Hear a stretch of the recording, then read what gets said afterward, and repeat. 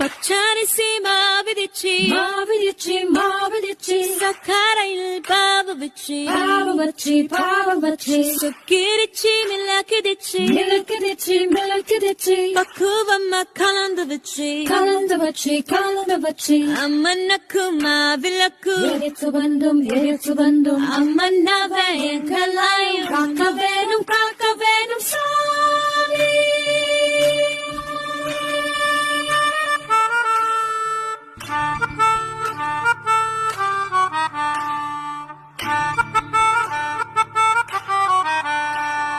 மதுரமரி குழந்து வாசம் ஏராசாத்தி உன்னுடைய நேசம்.